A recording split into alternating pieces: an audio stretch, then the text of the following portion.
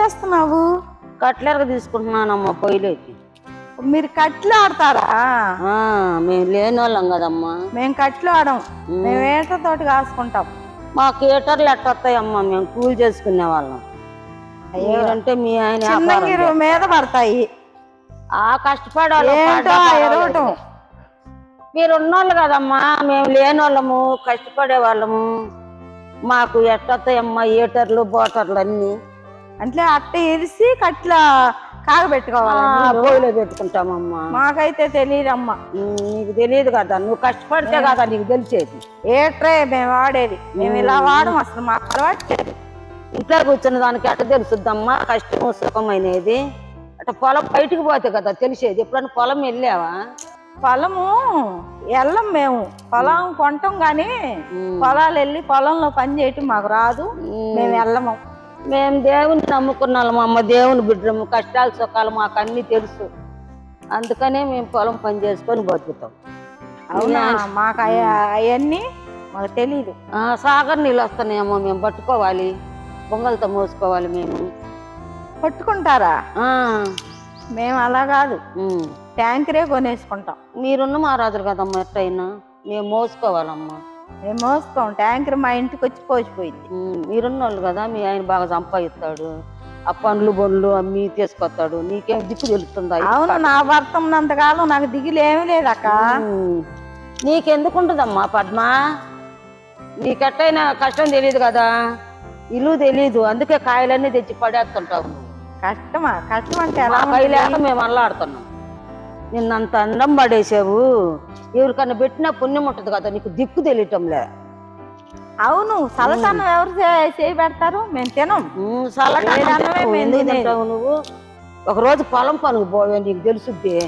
మేము వెళ్ళమక్క. ఎవరన్నా పొలం కొనేవాళ్ళమే కానీ పొలంలోకి వెళ్ళి మేము పని చేసేవాళ్ళం కాదు. మా అబ్బాయి పని అట్లాంటిది కూడా మాకు రాదు. అబ్బాయి ఎత్తుగొక్కులు కష్టం చేసి వస్తుంటే నువ్వు ఇంటికాడ కూర్చొని ఎండ అనక గాలి అనక సంపాదించుకొచ్చి పెడుతుంటే దిక్కు తెలియటంలే నీకు. ఒక్కసారి ఏడవాల నిన్ను పనికి, అప్పుడు కానీ నీకు. నేను వెళ్ళనుగా, నా భర్త ఉన్నంతకాలం నాకు ఏమీ లోటు ఉండదు. లోటు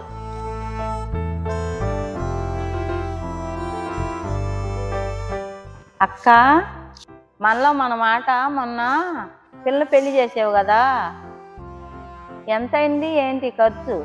1,00,000 రూపాయలు అయింది. అప్పో సప్పు తెచ్చి ఆ 1,00,000 రూపాయలు పెళ్లి చేసాము. ఏంటి 1,00,000 రూపాయలేనా? మొన్న మేము ఎంగేజ్మెంట్ చేస్తే ఎంత అయింది? 10 లక్షలు అయింది. 10 లక్షలు అయిందా ఎంగేజ్మెంట్కు? ఎంగేజ్మెంట్ అంటే ఏంటి? అది కూడా తెలీదా నీకు? తెలీదమ్మా. ఎంగేజ్మెంట్ అంటే నిశ్చితార్థం. నిశ్చితార్థానికి 10 లక్షలా? ఇంకా పెళ్లికి ఎంత అయింది? పెళ్లికి ఒక 30 లక్షల దాకా అయింది అక్క. మాకు లేవమ్మా పద్మ, మేము పూజ చేసుకునే వాళ్ళము. అయినా 30 లక్షలు మాకు లెక్క అదిలే అక్క. ఓయమ్మో 30 లక్షలు మా ఆయన సంపాదిస్తున్నాడు కాబట్టి 30 లెక్కలు అంటే మాకు లెక్కలేదు. మాకు లేవులమ్మా. మీ ఆయన ఆరోగ్యం బాగలేక 10 రోజులు ఇంట్లో ఉంటే నీకు కూడా కానొచ్చేది. మేము కూలి చేసుకున్నాక మాకు ఎట్టొస్తాయమ్మా, ఎట్కారంగా అంటున్నావు 1,00,000 రూపాయలని. అవి వడ్డీకి తెచ్చి చేసుకున్నాం.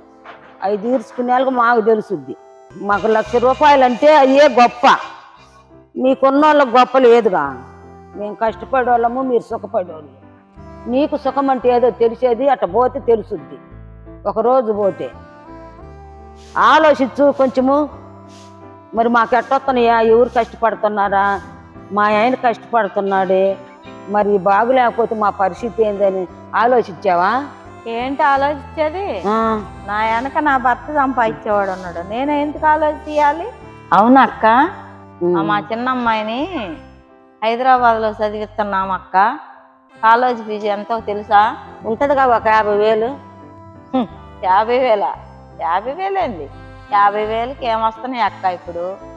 5 లక్షలు. అమ్మో 5 లక్షలా? అంతా అంతే. 50,000కి ఏమొస్తున్నాయి ఇప్పుడు? ఎట్టయితే ఏమిలమ్మా.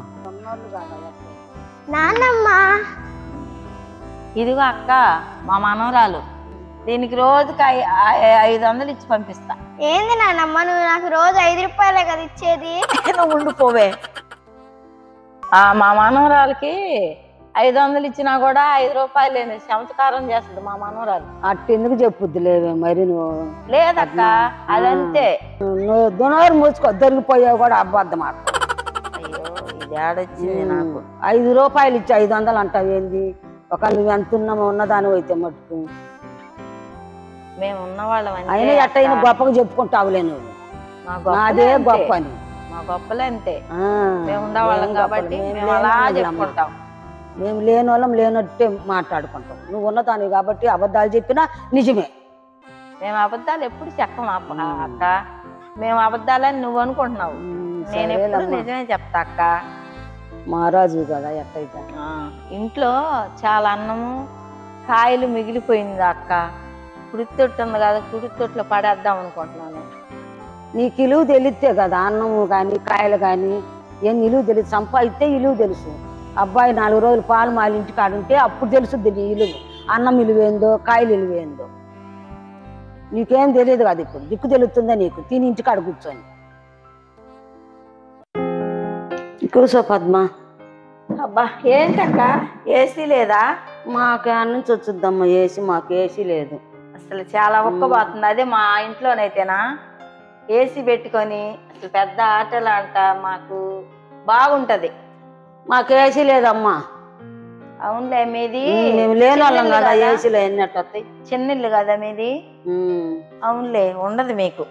ఏం అనుకోగాక అక్క, ఏసీలో ఉండేదాన్నయ్యి నేను ఇక్కడ ఉండలేకపోతున్నాను అక్క. చాలా ఉక్కబోస్తుంది. మాకు అలవాటేలమ్మా, మాకు లేదు కాదు ఏసీ. ఏమనుకోగాకలే. అనుకోనిలే, ఎందుకు అనుకుంటాను ఏమన్నా. ఉండలేకపోతున్నా ఇక్కడ, లేదు కాబట్టి. మాకున్న దాంట్లోనే ఆ ఇంట్లోనే ఫ్యాన్ పెట్టుకున్నాం. పంచలో మాకు లేదమ్మా ఏసీ. అసలు ఎట్లుంటున్నావు అక్క ఈ ఇంట్లో నువ్వు? అసలు ఎంత ఉక్కబోతుంది, నేనైతే ఉండలేకపోతున్నా కొంచెం సేపే. ఎంతమంది ఇల్లే లేక రేకులు ఇల్లు అల్లాడిపోతున్నారు. రోడ్ల మీద చెట్ల కింద ఉంటున్నారు ఇల్లు లేక. ఇదైనా ఉంది మాకు పంపైన. అవునా, సరేలే అక్క. మాకున్నది అది. ఆ ఉన్న దాంట్లో మేము జరుపుకుంటామమ్మా. అవును అక్క, ఈ మంచం ఇంకా ఈ మంచమే వాడుతున్నావా? అవునమ్మా. డబుల్ కాట్ మంచం తీసుకోవచ్చు కదా. మా క్యాన్స్ వస్తాయి, మా తాయికి జాలు. అంటే ఉన్న స్థాయి కదా మీది, అందుకని మీరు ఏమైనా తెచ్చుకుంటారు. అవునులే, మీ చూసి కూడా నేను మళ్ళీ అడిగాను చూడు, నేనే తెలుసుకోలేకపోయా. మా తాయికి జాలమ్మా. మాకు మంచాలు ఎట్టొస్తాయి అమ్మా, మేము కూల్ చేసుకునే వాళ్ళకి. పద్మ అన్నం తినిపోదు రావే. అన్నమా? పప్పు చేశాను. నేనా? ఇక్కడ కొంచెంసేపు ఉండాలంటేనే ఉక్కబోతుంది. అది పప్పుతోటి తినమంటున్నావా? నాకెందుకు, అక్కడ చికెన్ బిర్యానీ నా కోసం చేసి ఉన్నది. అబ్బో నువ్వు ఉందిగా. పప్పుతోటి ఎవరు తింటారు? సరేనమ్మా, నాకు ప్రార్థన టైం అయిందమ్మా, నేను వెళ్ళాలా ప్రార్థనకి. సరేలే, నేను కూడా ఉండలేకపోతున్నా ఒక్కకి. నేను కూడా వెళ్తాలే. రారాదు నువ్వు కూడా, ఇద్దరం వెళ్దాము. నేనా ప్రార్థనకా? మీరంటే కష్టాల్లో బాధల్లో ఉన్నారు కాబట్టి మీరు ప్రార్థనకి వెళ్తారు. నేను ఎందుకు వస్తా? నేను ఎందుకు వెళ్తాను? నేను చర్చికి వెళ్ళను, నాకు అవన్నీ లేవు. రామా పోదాము తోడుగన్నా. అబ్బే రాను. ఆడ కుర్చీలో కూర్చుంది కానిలే. సోఫాలు వేసినా కూడా నేను ఉండలేను. ఏసీలో ఉండేదాన్ని, అక్కడ ప్రార్థనకి వచ్చి కూర్చోమంటావా? సరేనమ్మా, మేము పోవాలి దేవుని కోసం. వెళ్ళిరా, నేను రానులే. సరే అయితే, సరే జాగ్రత్తగా వెళ్ళి పోయి బిర్యానీ తిను. తింటాగా ఇప్పుడు. మాకు బిర్యానీ తినక నీ పప్పు తిను. దేవా ఆమెను క్షమించయ్యా, చర్చికి రమ్మంటే రాలేదు, వచ్చేటట్టు చెయ్యి తండ్రి ప్రభువా. యేసయ్యా ఆమెను క్షమించు నాయనా.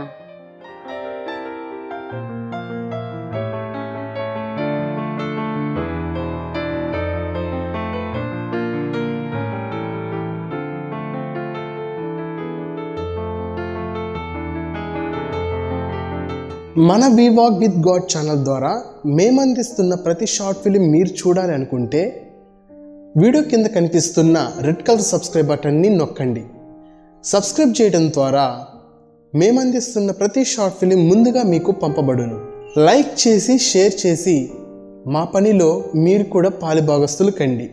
అంతేకాదు కమెంట్స్ ద్వారా మీ అనుభవాన్ని మాకు తెలియపరచండి.